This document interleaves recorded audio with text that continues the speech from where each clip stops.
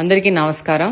ఈ రోజు ప్రత్యేకంగా సోషల్ మీడియా ప్రతినిధులకు నమస్కారాలు తెలియజేసుకుంటూ అసలు విషయం ఏంటంటే నిన్న 79వ స్వాతంత్ర దినోత్సవ వేడుకలకు గాను కలెక్టరేట్ నుంచి అధికారికంగా కడపలో గెలిచిన ప్రజాప్రతినిధిగా నన్ను నా కుటుంబ సభ్యులని స్వాతంత్ర దినోత్సవ వేడుకలకు గాను అఫీషియల్ గా ఆహ్వానించడం జరిగింది. నాతో పాటు ఇట్లాంటి కార్యక్రమాలకి సమాజంలో ఉన్న పెద్దలు, సోషల్ సర్వీస్ చేస్తున్న వాళ్ళు, విద్యా సంస్థలకు సంబంధించిన, అలాగనే వివిధ కులాలు మతాలకు సంబంధించిన పెద్దలు, అలాగనే సీనియర్ సిటిజన్స్ ని ఆహ్వానించడం జరుగుతుంది. అందులో భాగంగా వాళ్ళ ఆహ్వానితుల జాబితాకు సంబంధించిన వాళ్ళకి ఏర్పాట్లు కలెక్టర్ గారు, కలెక్టరేట్ సంబంధించిన అధికారులు చేయడం జరుగుతుంది. అందులో భాగంగా నిన్న స్వాతంత్ర దినోత్సవ వేడుకలకు వెళ్లింటే అక్కడ అతిథులు కూర్చుండాల్సిన స్థలంలో కూర్చోడానికి అవకాశం లేదు. దాదాపు మొత్తము కలెక్టరేట్ కి సంబంధించిన అధికారులు, పోలీస్ డిపార్ట్మెంట్ కి సంబంధించిన అధికారులు, వాళ్ళ కుటుంబ సభ్యులతో నిండిపోవడం జరిగింది. అలాంటి పరిస్థితుల్లో అక్కడున్న అధికారుల కుటుంబ సభ్యుల్ని లేపి కూర్చోవడం భావ్యం కాదనిపించింది. అందుకనే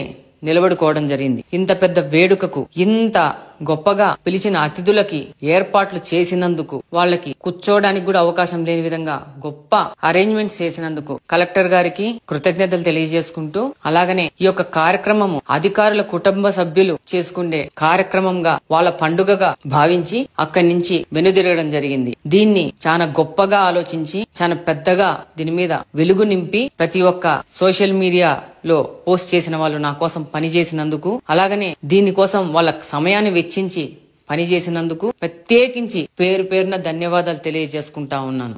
మీ రెట్టప్ప గారి మాధవి. జై హింద్.